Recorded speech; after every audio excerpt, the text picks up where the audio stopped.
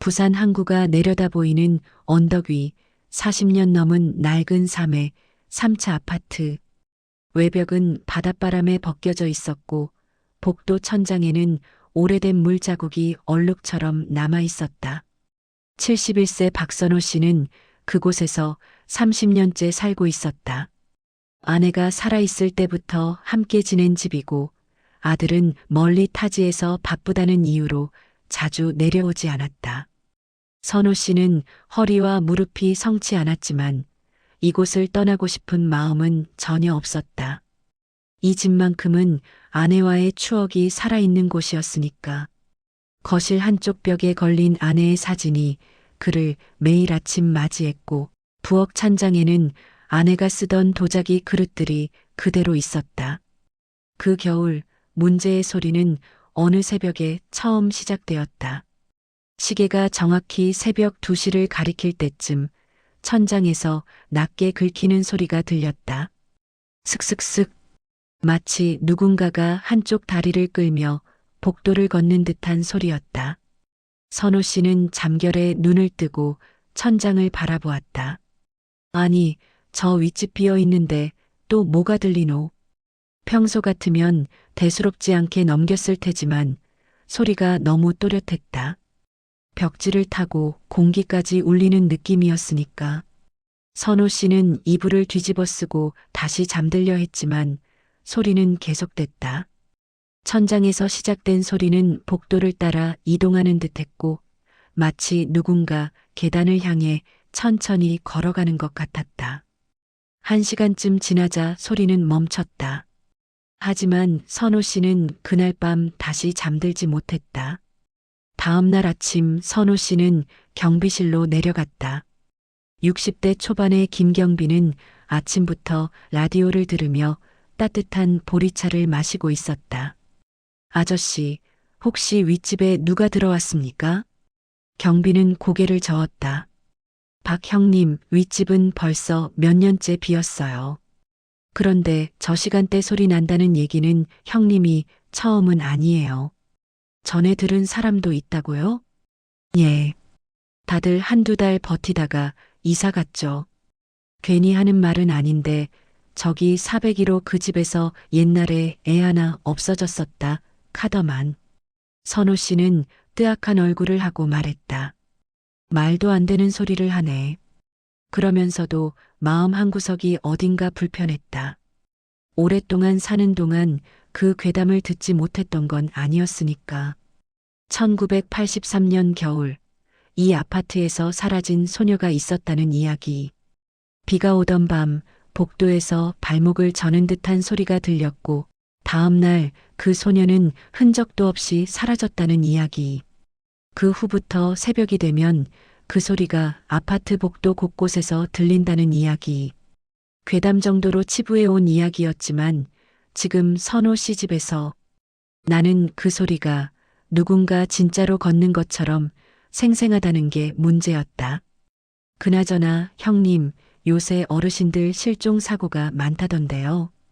바로 옆 동네 실버케어 센터에서도 한 분이 나가셨다고 하더라고요.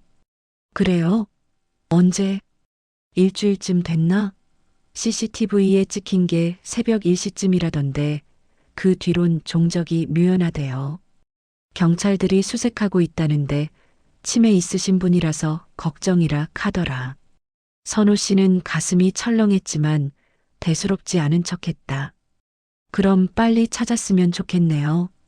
그날 밤 소리는 다시 찾아왔다. 아주 정확하게 새벽 2시.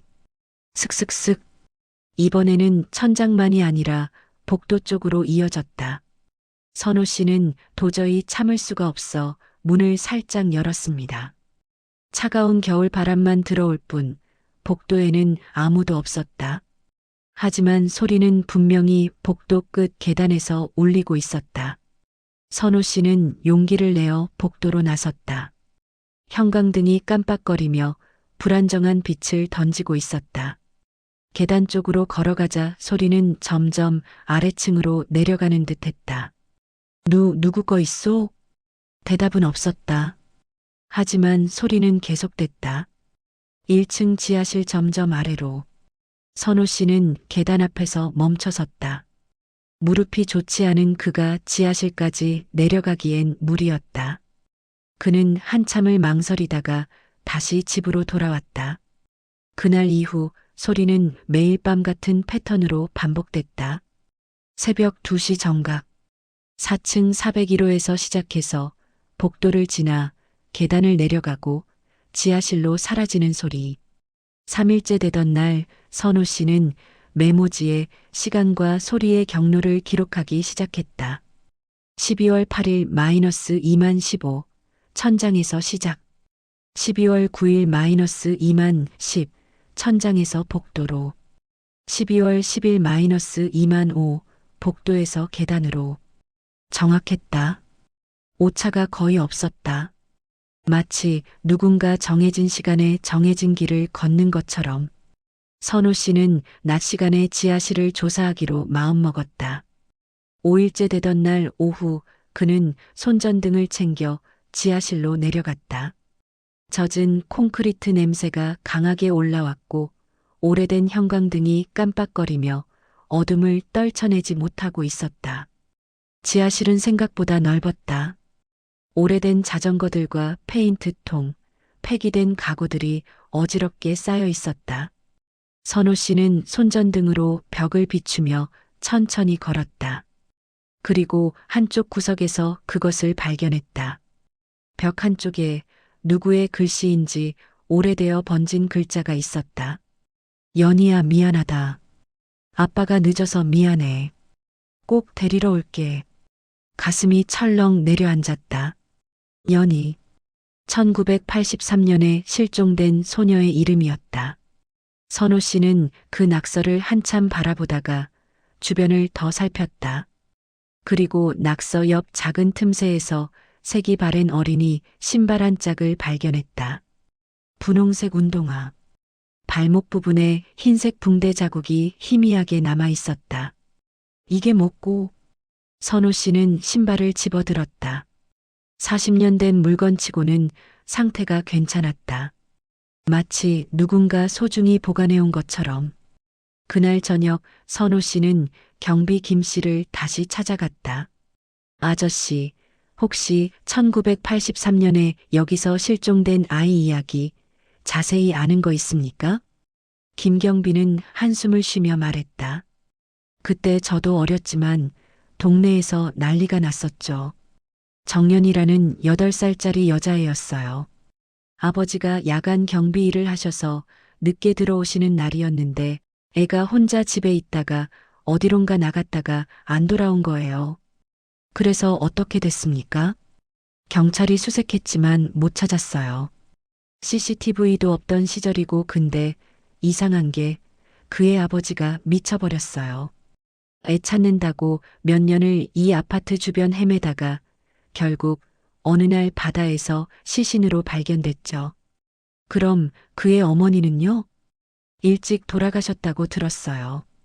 그러니까 연희가 아버지 혼자 키우던 아이였던 거죠. 선호 씨는 지하실에서 발견한 낙서가 떠올랐다. 연희야 미안하다는 그 절박한 글씨가. 다음 날 아침 파출소에서 경찰관 2명이 아파트 단지를 돌며 전단지를 배포하고 있었다. 실종자 수색에 협조 부탁드립니다. 선호 씨는 전단지를 받아들었다. 그리고 사진을 보는 순간 온몸에 소름이 돋았다. 전단 속 노인은 70대 후반의 여성이었다. 희끗희끗한 머리에 야윈 얼굴. 그런데 그 눈빛이 어딘가 아이 같았다. 정연이 78세 마이너스 실버 케어 센터에서 12월 3일 새벽 실종. 특징 오른쪽 발목 부상으로 보행 시 다리를 약간 끌며 걷습니다. 중증 치매 환자로 1980년대 기억에 머물러 있습니다. 목격 시 즉시 연락 바랍니다. 선호 씨의 손이 떨렸다. 12월 3일. 소리가 시작된 날이었다. 그는 경찰관을 불러 세웠다. 저기, 이분 혹시 이 아파트하고 관련 있는 분 아닙니까? 젊은 경찰관이 고개를 끄덕였다. 네, 알고 계시는군요. 정연희 씨 어렸을 때 이 아파트 살았대요. 401호. 그때 실종 사고 있었다가 한 달 뒤에 남해 쪽에서 발견됐다는데 기억을 거의 잃어버린 상태였다고 합니다. 그럼 살아 있었던 거예요? 네. 당시 인신매매 조직에 납치됐다가 구출됐는데 정신적 충격이 심해서 기억을 못하고 고아원에서 자라다가 성인이 됐대요. 그런데 노년에 치매가 오면서 이상하게 어릴 적 기억만 생생해진 거죠. 그래서 이 아파트를 찾아온 거요? 그런 것 같습니다. 실버케어 센터에서도 계속 집에 가야 한다. 아빠가 기다린다고 하셨대요. 센터가 이 근처라 그런지 12월 초부터 벌써 네 번째 탈출이십니다. 네 번째요? 네. 매번 새벽에 나가셔서 이 주변 어딘가를 헤매다가 아침에 발견돼서 다시 모셔가는 시기였어요. 그런데 이번엔 일주일째 안 나타나셔서 혹시 사고라도 당하신 건 아닌가 걱정이에요. 선호 씨는 가슴이 먹먹해졌다. 그 소리의 정체를 알 것만 같았다. 저 혹시 새벽 2시쯤에 집 나가시는 거예요? 경찰관이 놀란 표정으로 대답했다. 어떻게 아셨어요? 센터 CCTV 보니까 맨날 새벽 2시쯤 현관으로 나가시더라고요. 마치 정해진 시간이라도 되는 것처럼. 선호 씨는 경찰관에게 지난 며칠간의 일을 설명했다. 새벽 2시의 발자국 소리, 4층에서 지하실로 향하는 패턴, 그리고 지하실에서 발견한 낙서와 신발. 경찰관들은 즉시 지하실 수색에 나섰다. 그리고 선호 씨가 발견한 그 장소에서 더 많은 흔적들을 찾아냈다. 벽 뒤편 좁은 공간에는 오래된 담요가 있었고 그 위에 어린이 공책 한 권이 놓여 있었다. 공책은 습기로 많이 손상됐지만 몇 페이지는 읽을 수 있었다. 아빠 오늘도 늦게 와. 무서워. 불 켜놓고 기다려. 발목 아파. 계단에서 넘어졌어. 아빠한테 말 못해. 오늘 아빠 안 오면 지하실 가서 기다릴래. 아빠 거기서 일하니까. 마지막 페이지에는 또렷한 글씨로 이렇게 적혀 있었다. 1983년 12월 7일. 아빠 오늘 꼭 와. 내 생일이야. 지하실 가서 깜짝 선물 준비할 거야. 경찰관이 휴대전화로 센터에 전화를 걸었다. 정연희 씨 생일이 언제죠? 12월 7일이요? 네, 알겠습니다. 모든 조각이 맞춰지기 시작했다. 1983년 12월 7일, 8살 연희는 야간 경비로 일하는 아버지에게 생일. 깜짝 선물을 주려고 새벽에 지하실로 내려갔던 것이다. 발목을 다쳐 절뚝거리면서 그리고 그곳에서 아파트 단지를 배회하던 인신매매범에게 납치됐다. 아버지는 딸을 찾지 못한 채 평생 죄책감에 시달리다가 스스로 목숨을 끊었고 연희는 기억을 잃은 채 다른 삶을 살아왔다. 그리고 70년의 세월이 흐른 뒤 치매라는 잔인한 선물은 그녀를 다시 그날 밤으로 되돌렸다. 8살 연희가 매일 밤 아빠를 만나러 가던 그 길로 경찰은 아파트 주변 수색을 강화했다. 하지만 연희는 쉽게 발견되지 않았다. 선호 씨는 그날 밤 잠들지 않고 기다렸다. 시계를 보며 새벽 2시를 기다렸다. 정확히 1시 55분 선호 씨는 현관문을 열고 복도로 나갔다. 계단 쪽에 숨어서 기다렸다. 이 시가 되자 소리가 들렸다. 슥슥슥 4층에서부터 시작되는 발자국 소리. 점점 가까워졌다. 형광등이 깜빡거렸다. 그리고 선호 씨는 보았다. 헌 외투를 입고 머리가 흐트러진 채 맨발로 천천히 걸어오는 노인을, 오른쪽 발을 약간 끌면서 마치 몽유병 환자처럼 앞만 보고 걷는 여자를. 연희 씨, 선호 씨가 조심스럽게 불렀다. 하지만 그녀는 반응하지 않았다. 그저 계단을 향해 걸어갔다. 선호 씨는 뒤따라갔다. 그녀는 3층, 2층, 1층을 지나 지하실로 내려갔다. 어둠 속에서도 주저하지 않고 마치 눈을 감고도 갈 수 있는 길처럼 익숙하게. 지하실 구석, 낙서가 있던 그 장소. 연희는 그곳에 쪼그리고 앉았다. 그리고 무언가를 기다리듯 허공을 바라보았다. 아빠, 나 여기 있어요. 깜짝 선물이에요.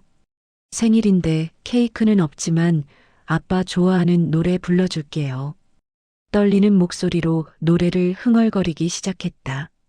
어린아이의 목소리로. 선호 씨는 눈물이 차올랐다. 그는 천천히 다가가 그녀 옆에 앉았다. 연희야. 그녀가 고개를 돌렸다. 어린아이 같은 눈빛으로. 아저씨, 우리 아빠 봤어요? 경비 일하는데 여기 와야 하는데. 응, 봤어. 아빠가 조금 늦는데. 아빠가 미안하다고 하더라. 연희가 너무 착해서 이렇게 기다려줘서 고맙다고. 정말요? 응. 그리고 아빠가 말했어. 이제 연희 집에 가서 쉬래. 아빠가 다 괜찮다고. 연희 더 이상 기다리지 않아도 된대. 연희의 눈에서 눈물이 흘렀다. 아빠 화 안 났어요? 제가 맘대로 나와서. 아니야. 아빠가 연희 자랑스럽대. 그러니까 이제 따뜻한 데 가서 자자. 응? 선호 씨는 떨리는 손으로 자신의 외투를 벗어 그녀에게 입혀주었다. 선호 씨는 센터에 전화했고 30분 후 직원들과 경찰이 도착했다. 연희는 여전히 몽롱한 상태였지만 선호 씨의 손을 꼭 잡고 있었다. 아저씨, 우리 아빠 진짜 괜찮은 거죠? 그럼. 아빠가 연희 너무너무 사랑한다고 했어. 그리고 이제 편히 쉬래. 센터 직원은 조심스럽게 연희를 부축했다. 연희는 떠나면서도 계속 뒤를 돌아보았다. 여기 내가 살던 데예요. 401호, 나 여기서 아빠랑 살았어요. 알아요, 연희 씨. 이제 다 괜찮아요. 앰뷸런스가 출발하기 전 센터 사회복지사가 선호 씨에게 다가왔다. 정말 감사합니다. 연희 씨가 일주일 만에 발견된 게 기적이에요. 밤마다 이 아파트에 오셨던 거였군요. 그런데 어떻게 계속 탈출하신 거예요? 치매 환자분들이 가끔 그래요. 오래된 기억은 생생해서 연희 씨는 센터 비밀번호까지 외우셨더라고요. 저희가 모르게 새벽마다 나가신 거죠. 오늘부터는 보안을 더 강화하겠습니다. 그럼 이제 못 나오시는 거네요. 네. 안전을 위해서는 어쩔 수 없어요. 하지만 복지사는 잠시 망설이다 말했다. 연희 씨한테는 아마 이게 마지막 귀가였을 거예요. 치매가 심해지면 이런 기억조차 사라질 테니까요. 선호 씨는 아무 말도 할 수 없었다. 그날 이후 아파트에는 더 이상 발자국 소리가 들리지 않았다. 선호 씨는 가끔 새벽 2시에 깨어 창밖을 바라보곤 했다. 지하실에서 발견된 연희의 공책과 신발은 경찰이 가져갔지만 벽의 낙서는 그대로 남아 있었다. 연희야, 미안하다. 며칠 후 선호 씨는 센터를 방문했다. 연희는 깨끗한 옷을 입고 창가에 앉아 있었다. 그를 알아보지 못했다. 안녕하세요, 연희 씨. 누구세요? 그냥 아는 사람이에요. 어떠세요, 여기? 따뜻해요. 밥도 맛있고. 그런데 연희는 창밖을 보며 말했다. 가끔 생각나요. 어디였는지 모르겠는데 누군가 나를 기다리고 있는 것 같은 곳이요. 선호 씨는 그녀의 손을 가만히 잡아주었다. 이제 아무도 안 기다려요. 다 괜찮아요. 그럼 다행이에요. 연희는 작게 미소 지었다. 그리고 다시 창밖을 바라보았다. 선호 씨가 돌아갈 때 복지사가 말했다. 어르신, 연희 씨가 발견되고 나서 많이 안정됐어요. 밤에 나가려고 하지도 않으시고 마치 뭔가 끝난 것처럼요. 그럼 다행이네요. 그나저나 저희가 조사하면서 알게 됐는데 연희 씨 아버지가 남긴 재산이 있었대요. 그동안 법원에 묶여 있다가 이번에 찾게 됐다고 하더라고요. 많진 않지만 연희 씨 남은 생 보살피기엔 충분한 금액이래요. 그분이 남기신 거예요? 네. 유서에 언젠가 연희가 돌아오면 쓰라고 적혀 있었대요. 결국 40년 만에 딸한테 전해진 거죠. 선호 씨는 고개를 숙였다. 아버지는 끝까지 딸을 기다렸던 것이다. 바다에 몸을 던지면서도 혹시 모를 귀환을 위해 재산을 남겨둔 것이다. 그해 겨울이 지나고 봄이 왔다. 선호 씨는 여전히 3회 3차 아파트에 살고 있었다. 401호는 여전히 비어 있었고 가끔 새벽이면 그는 잠에서 깨어 시계를 보곤 했다. 새벽 2시. 하지만 이제 그 시간은 두렵지 않았다. 한 달에 한 번씩 선호 씨는 실버케어 센터를 방문했다. 연희는 점점 더 기억을 잃어갔지만 이상하게도 선호 씨가 오면 얼굴이 밝아졌다. 아저씨 어디서 봤는데? 그냥 이웃이에요. 아, 우리 동네 사는 분이시구나. 반갑네요. 어느 날 선호 씨는 연희에게 작은 선물을 가져왔다. 분홍색 털실로 짠 목도리였다. 아내가 살아있을 때 만들어둔 것이었는데 내내 서랍에 넣어둔 채였다. 이거 드릴게요. 날씨 추우니까. 연희는 목도리를 받아들고 환하게 웃었다. 고마워요. 아저씨 이거 분홍색이네요. 제가 어렸을 때 좋아하던 색이에요. 그래요? 잘 됐네요. 아저씨는 좋은 분이에요. 왠지 우리 아빠 같아요. 선호 씨는 가슴이 뭉클했다. 그럼 제가 가끔 놀러 올게요. 괜찮죠? 네, 꼭 오세요. 복지사가 선호 씨를 배웅하며 말했다. 어르신, 정말 감사해요. 연희 씨가 요즘 많이 밝아지셨어요. 어르신 오시는 날을 기다리시더라고요. 제가 할 수 있는 게 별로 없어서요. 아니에요. 연희 씨한테는 큰 의미예요. 혼자 사시죠? 네. 아내가 떠나고 혼자예요. 연희 씨도 평생 혼자셨어요. 가족이 없으셔서 그래서 어르신이 오시면 더 좋아하시나 봐요. 선호 씨는 고개를 끄덕이고 센터를 나섰다. 집으로 돌아오는 길, 그는 3회 3차 아파트를 올려다보았다. 낡고 오래된 건물, 바닷바람에 벗겨진 페인트, 곧 재개발될 거라는 소문도 있었다. 하지만 선호 씨는 떠날 생각이 없었다.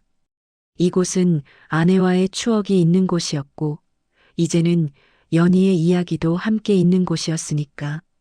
그날 밤 선호 씨는 오랜만에 깊은 잠에 들었다. 새벽 2시에도 깨지 않았다. 꿈속에서 그는 복도를 걷고 있었다. 형광등이 깜빡이는 복도 끝에서 두 사람이 서 있었다. 한 사람은 어린 소녀였다. 분홍색 운동화를 신고 발목에 붕대를 감고 있었다. 다른 한 사람은 중년의 남자였다. 경비복을 입고 피곤한 얼굴이었지만 따뜻한 미소를 짓고 있었다. 소녀가 남자의 손을 잡았다. 아빠, 이제 가도 돼요? 그래, 연희야. 이제 가자. 두 사람은 천천히 걸어 빗속으로 사라졌다. 더 이상 발목을 저는 소리는 들리지 않았다. 선호 씨는 아침에 눈을 떴다. 창밖으로 따뜻한 봄 햇살이 들어오고 있었다. 연희 씨 이제는 길 잃지 마소. 그의 목소리는 새벽 공기에 섞여 조용히 흩어졌다. 그리고 그 오래된 아파트에는 사라진 소녀의 영혼 대신 길을 되찾은 두 노인의 평온만이 남았다. 몇 년 후 3회 3차 아파트는 재개발로 철거되었다. 그 자리에는 새 아파트가 들어섰다. 하지만 그곳에 살던 사람들은 가끔 이야기했다. 옛날에 저기서 소리가 들렸다며? 그래, 새벽마다 누가 걷는 소리가 났다 카더라. 귀신이었나? 아니, 집 찾아온 할매였다 카던데. 그리고 그들은 웃으며 말했다. 잘 됐네. 이제 집 찾았으면 됐지. 어느 봄날 실버케어 센터 정원에서 연희는 분홍색 목도리를 두르고 햇볕을 쬐고 있었다. 더 이상 과거를 기억하지 못했지만 얼굴은 평화로웠다. 선호 씨는 그 옆에 앉아 조용히 그녀를 지켜보았다. 날씨 좋네요, 아저씨. 그러게요. 아저씨 우리 전에 어디서 만났죠? 글쎄요. 아마 옛날 어느 겨울이었을 거예요. 겨울 추웠나요? 아니요. 생각보다 따뜻했어요. 연희는 고개를 끄덕이며 미소 지었다. 두 노인은 말없이 봄 햇살을 받으며 앉아 있었다.